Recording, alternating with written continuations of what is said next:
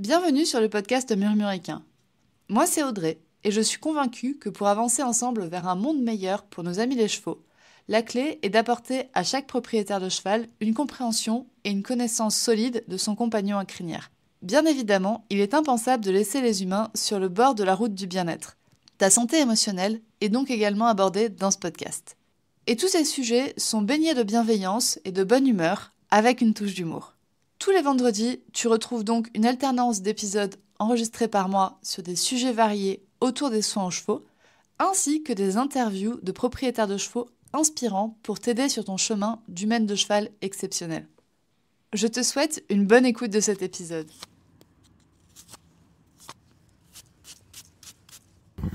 Bonjour à toutes et bienvenue sur ce nouvel épisode du podcast Murmuricain. Alors, avant de commencer cet épisode, je voulais m'excuser parce que vous avez été quelques-unes à me remonter que la qualité audio des 2 derniers épisodes était moindre que les autres. Je m'excuse, j'ai acheté un nouveau micro. Je suis en train de le prendre en main. Donc des fois, il y a des choses que je zappe, que je connais pas encore sur ce nouveau micro.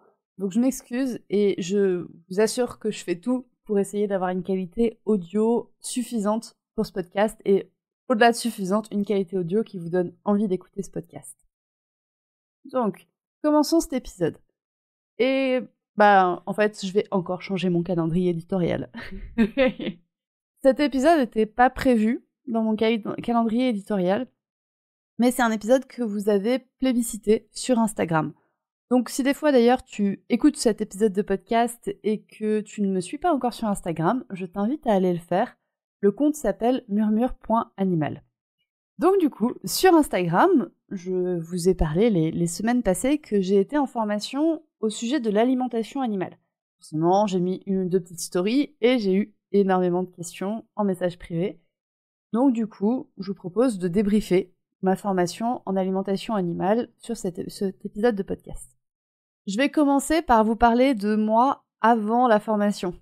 Et ensuite, je vous expliquerai du coup pourquoi j'ai fait cette formation, pour ensuite vous expliquer le déroulé de cette formation, les compétences que j'ai acquises et qu'est-ce qui vient ensuite. Donc du coup, moi, avant la formation, l'alimentation équine, ça m'a toujours énormément plu. Pour moi, l'alimentation est la base du bien-être équin, la base du bien-être tout court. C'est aussi une des bases de la santé. C'est pas à dire que dans les 3 principes de bien-être équin, il y a food, freedom and friends. On a quand même food, quoi.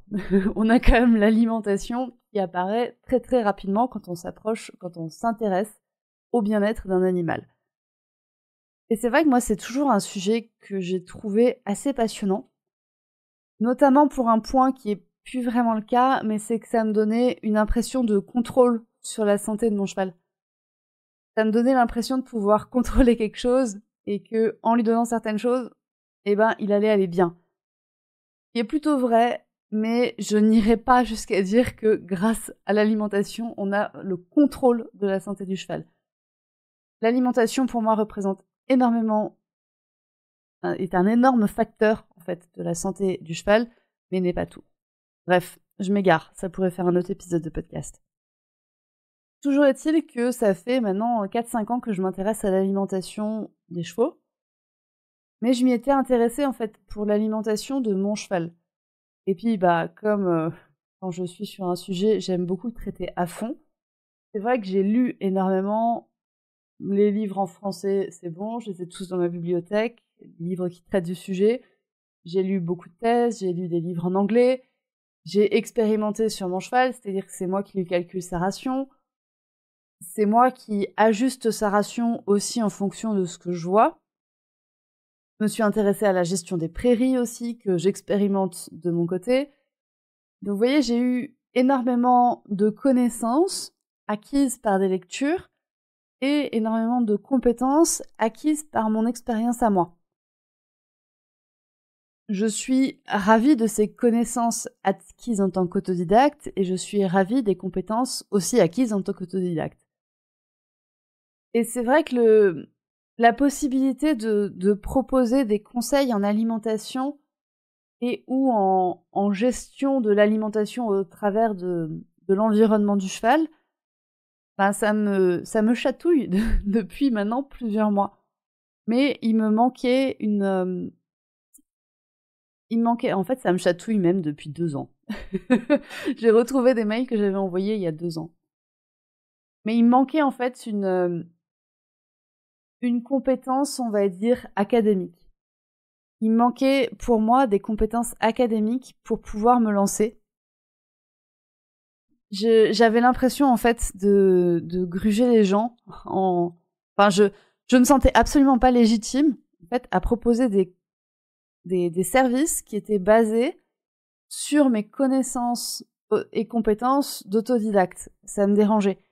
Et alors, c'est pas vraiment un sentiment d'illégitimité pour moi, c'est un sentiment d'illégitimité justifié. C'est très bien d'avoir expérimenté des choses, c'est très bien d'avoir acquis des connaissances de manière disparate, mais à un moment donné, il faut bien organiser tout ça. Pour moi, avant de se lancer dans un service, il faut avoir organisé tout ça, et cette organisation, on est capable de l'acquérir seul, mais je suis vraiment pas sûre je suis même sûre que la majorité des personnes ne sont pas capables d'acquérir cette organisation seule, ou alors on est capable de l'acquérir seul, mais après des années et des années d'expérimentation, parce qu'il y a quand même le truc de, ensemble on va plus loin. Donc ce serait vraiment con de refuser d'acquérir des connaissances issues d'années d'expérimentation par des académiques, on va dire, par des théoriciens, par des chercheurs. C'est totalement con. Totalement con de s'asseoir sur les connaissances et les compétences de personnes qui sont passées avant nous. Donc du coup, c'est pour ça que je cherchais une formation. Si vous êtes un peu intéressé au sujet de l'alimentation équine, vous saurez que trouver une formation qui permet d'acquérir des connaissances et des compétences, ça se trouve pas au coin de la rue. Donc il y a eu une première formation que j'ai suivie en ligne. Je tairai le nom, parce que mal passé. C'est une formation avec un nom, une lettre et un nom. Ouais, voilà. Je m'étais dit, ouais, vas-y, ça va être une bonne formation, ça va bien se passer. Il y a l'air d'y avoir énormément de connaissances et de compétences. Et en fait, non, pas du tout. Et encore une fois, je suis passée je me suis retrouvée face à des formateurs qui, comme ma formation en shiatsu, des formateurs qui pétaient bien plus haut que leur cul. Excusez-moi l'expression. Mais des formateurs qui s'estimaient bien meilleurs que tout le monde. Ce qui ne me convenait pas.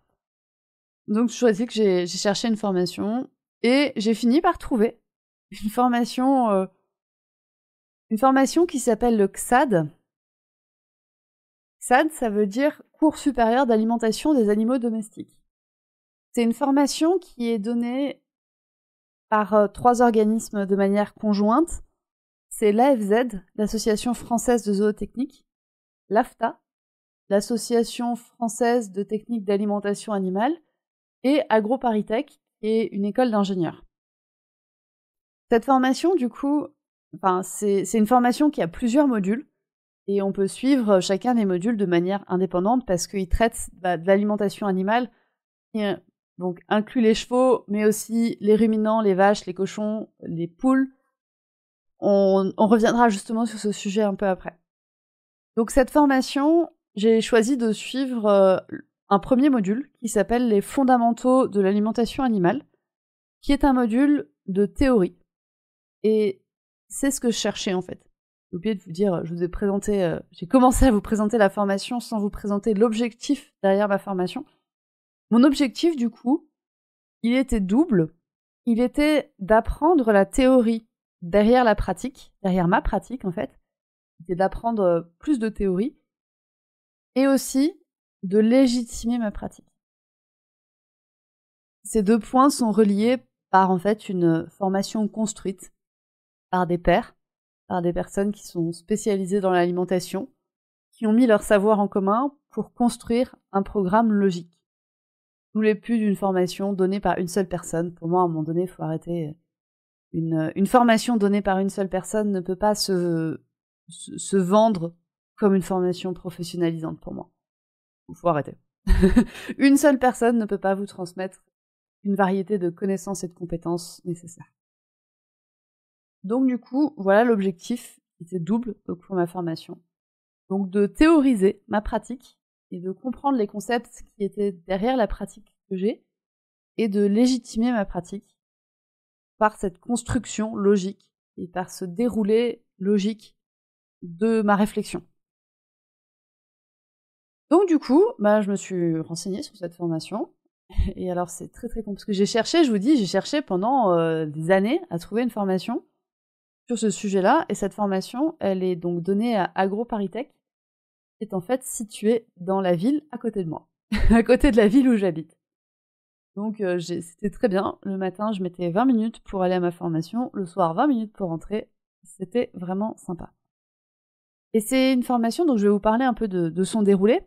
Donc c'était une formation qui a été organisée en 2 fois une semaine. Donc on a eu une semaine de cours, une semaine de pause, et de nouveau une semaine de cours en présentiel.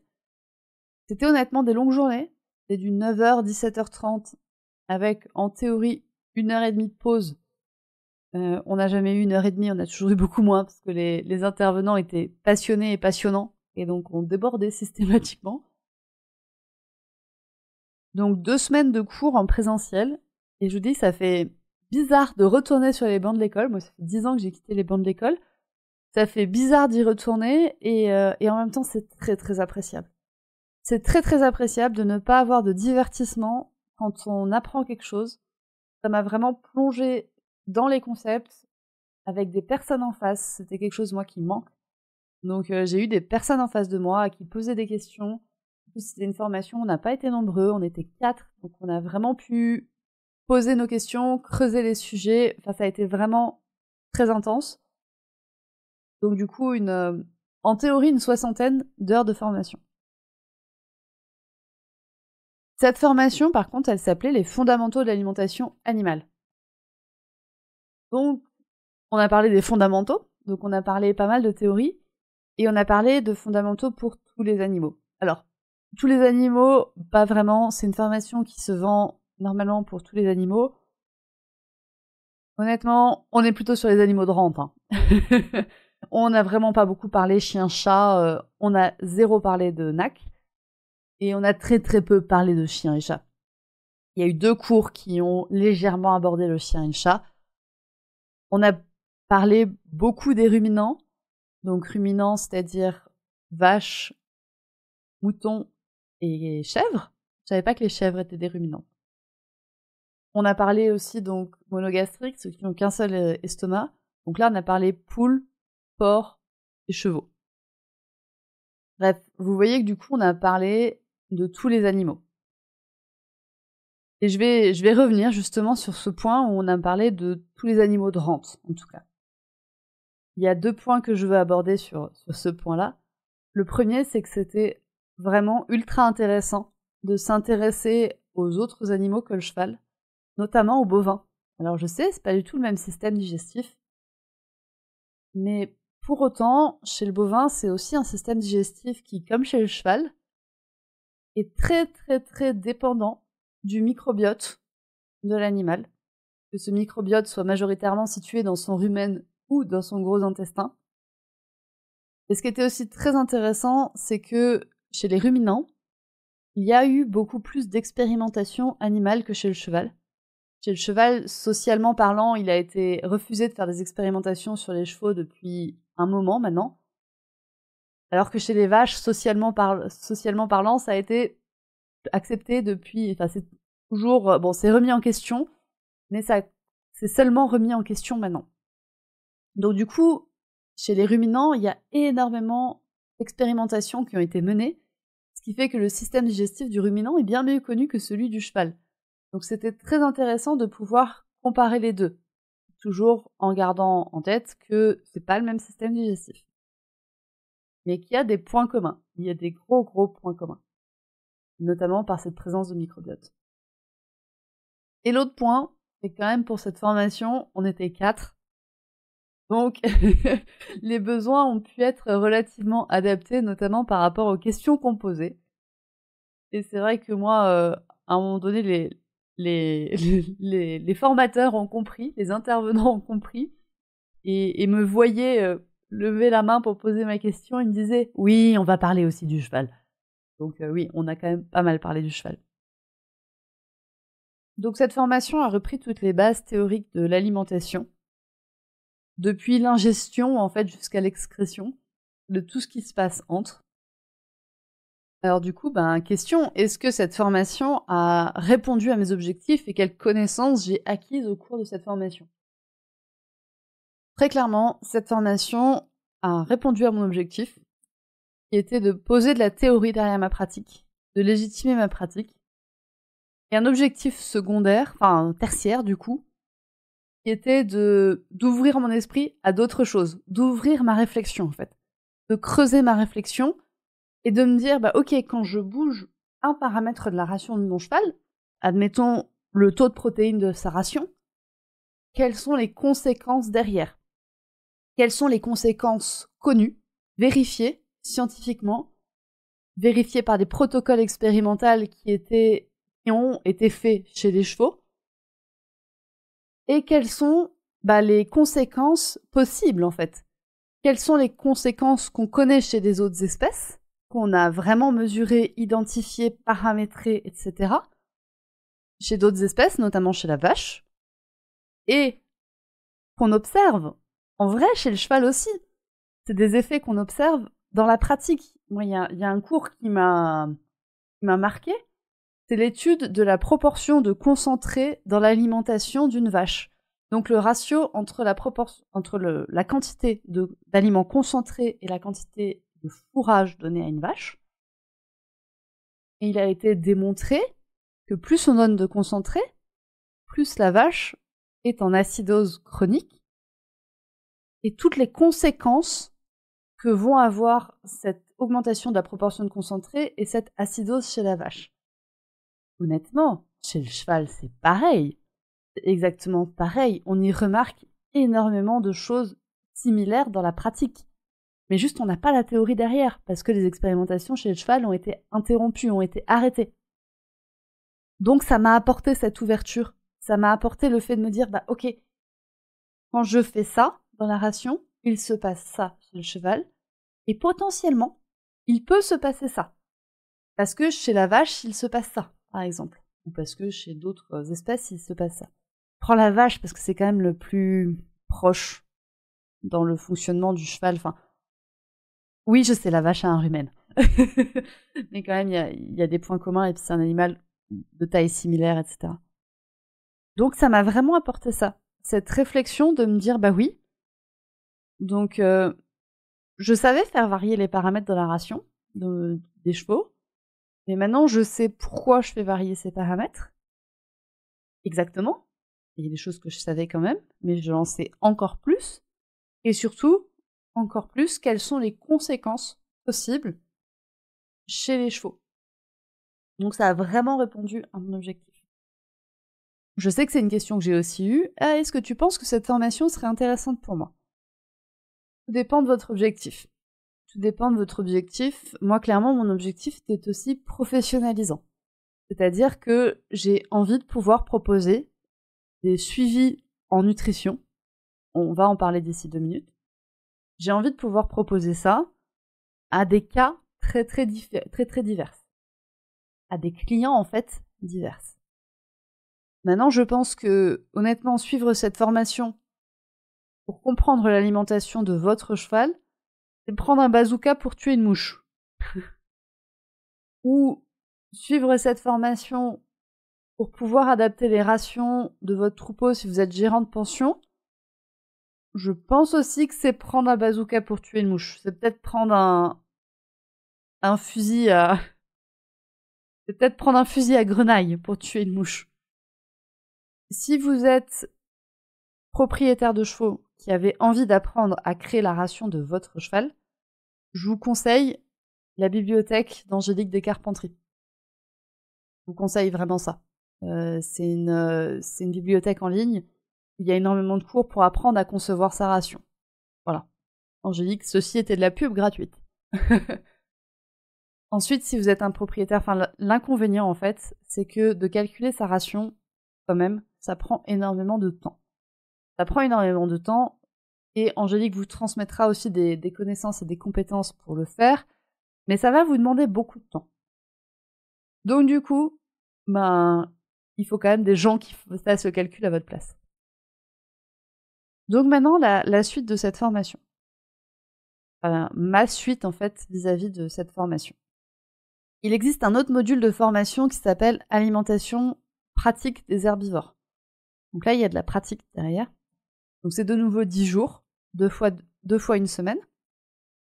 Et on parle de tous les herbivores, c'est-à-dire vaches, chèvres, moutons, cheval et lapin. Dans un cadre pratique. Je réfléchis encore à la suivre. Parce que, oui, ok, les vaches, ça m'intéresse énormément. Enfin, j'ai appris énormément de choses chez les vaches, les moutons et les chèvres. Mais bon, de là à savoir y calculer une ration, pas convaincue. Et sur cette formation de 10 jours, il y en a quand même 5 qui sont dédiés à la vache, au mouton, à la chèvre et au lapin. Et une journée qui est dédiée au cheval. Après, il y a 4 jours plus généralistes. Voilà. Donc, je suis pas encore sûre de la suivre. Je suis pas encore sûre de la suivre parce que, comme dit, la pratique, je peux potentiellement l'acquérir autrement. Et c'est là où on en vient. J'ai envie de tester là ce printemps, du coup, de faire des tests en réel. Et moi, il y a quelque chose que j'ai vraiment très très envie de proposer. C'est un suivi nutrition, phytothérapie, shiatsu. Le shiatsu me permet, moi, de poser mes mains sur le cheval, de comprendre des choses du cheval, de comprendre vraiment des choses chez votre cheval, de ce qui peut se passer en interne. La nutrition est la base du bien-être équin, est une des bases, est un des 3 piliers du bien-être équin. Donc proposer des bilans nutritionnels pour adapter l'alimentation de votre cheval. Donc soit les distributions de fourrage, soit la distribution d'aliments complémentaires. Et la phytothérapie, pour moi, peut s'avérer nécessaire quand en fait les conditions précédentes ne sont pas idéales. Quand le cheval part en tout cas avec un train de retard. J'en discutais avec une de mes clientes. Il y a des fois des points que vous ne pouvez pas changer dans la nutrition de votre cheval. Si votre cheval est dans une pension où l'herbe est surpâturée, on va pouvoir donner tous les CMV qu'on veut, il va y avoir des problèmes métaboliques qui peuvent apparaître. Enfin, j'en sais rien, peut-être que... c'est ma conviction actuellement, peut-être qu'elle va changer. Et du coup, pour moi, l'aspect phytothérapie permet de compenser ça. On s'entend, l'idéal, ce serait de pouvoir s'en passer. Dans la réalité, je sais que les propriétaires font déjà beaucoup de ce qu'ils peuvent, mais que certains ne peuvent pas faire plus, en fait. Que de changer de pension, c'est pas toujours possible. On fait des compromis, en fait, entre tout ce qui va et ce qui va pas.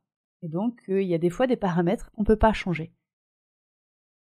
Et donc, là, la phytothérapie peut venir en soutien, en fait, de la nutrition.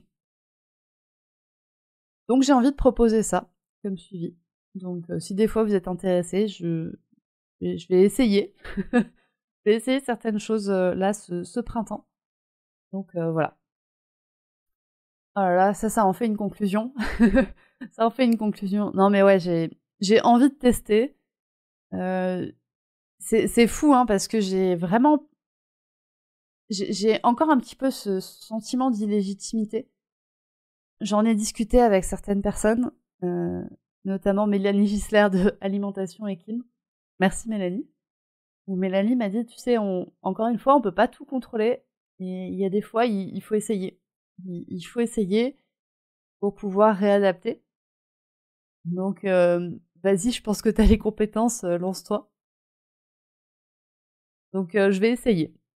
Je vais suivre le conseil de Mélanie. Je vais suivre aussi le conseil de notre formateur principal pendant cette formation. Et à la fin de la formation, on m'a dit, franchement, je pense que tu as toutes les compétences en main pour y aller. Donc, je pense que tu peux faire vraiment de très jolies choses pour les chevaux. Donc, je vais essayer. Et je vous en dis plus si je lance... si je lance ce service, je pense que j'en parle... Je sais pas si j'en parlerai sur le podcast. Donc, je vais finir cet épisode comme je l'ai commencé, en vous recommandant de me suivre sur le compte Instagram murmure-animal, murmure.animal, excusez-moi. Donc, enfin, le compte Murmure Animal, vous tapez Murmure Animal dans la barre de recherche sur Instagram, vous tomberez dessus. Je vous remercie beaucoup pour cet épisode. Encore une fois, je m'excuse de la qualité des épisodes précédents qui étaient un peu moindres, et je mets tout en œuvre pour changer la qualité des épisodes qui va suivre. Merci beaucoup pour votre écoute, et puis je vous dis à bientôt pour un prochain épisode. C'est la fin de cet épisode de podcast. S'il t'a plu, tu peux le partager à une personne de ton entourage qui pourrait également l'apprécier. Tu peux également venir me dire ce que tu en as pensé sur le compte Instagram murmure.animal. Je te remercie encore une fois de ton écoute et je te retrouve la semaine prochaine pour un nouvel épisode pour toujours plus de connaissances pour ton cheval et pour toi.